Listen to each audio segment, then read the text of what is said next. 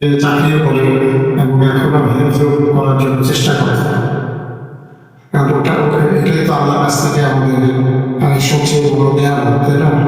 আমি জীবিত আছি, চোখ আছে, হাত আছে, কান আছে, চলতে পারছি, খেতে পারছি, মা আছে, বাবা আছে, বন্ধু আছে, তাই না?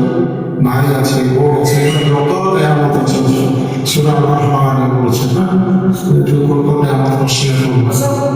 তো সব থেকে বড় নিয়ামত হচ্ছে আমাদের ঈমান এবং আল্লাহ থেকে দেয়া হচ্ছে কি ভাবতে, এটা হচ্ছে আমি যদি করবো আমি যদি আছেন এই জন্য আমি যারা এটা আমার ওদের চোখের দিকে আমার তাকাতে ভালো লাগে, ব্যক্তিগত স্বাভাবিক ওদেরকে দেখতে আমার ভালো লাগে, এই জন্য বলেছি। অন্য কোনো তোমাদের অন্য যারা হাফিজ না তাদেরকে যে আমি ছোট করে দেখছি তা নয়। এবং হাফিজের মধ্যে ওরাও নিশ্চয় দিবা অবজারা আমরা হাফিজ হতে পারি না, এই জন্য তার মানে খবর পাইছে আল্লাহ পুরা কোরআন পুরা আল্লাহ দেওয়ার যে কিতাব এটা যদি আমার ভিতরে চলে আসতো, এটা এরপর থেকে আজকে হয়ে গেছে।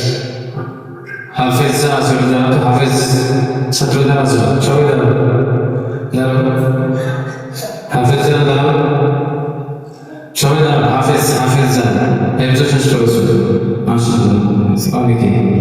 তোমরা এই বাকিরা দিকে ছিল চলবে এক মাস আসা না এক মাস আসে এই যারা হাফেজ তোমরা একটু এক মাস আসে আমার না এক মাস আসে একটা ছাত্র তোমরা ছোটরা সামনে বসো, বড়রা পিছনে বসো। হাফেজ যারা ছোট সামনে আসো, কথা বলে দিকে শুনি।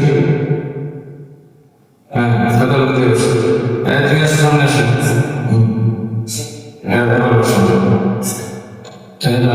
সবাই হাফেজের কোরআন আলহামদুলিল্লাহ। আল্লাহ সবাই একটু নাই বাসায় গেছে, ছুটিতে আছে।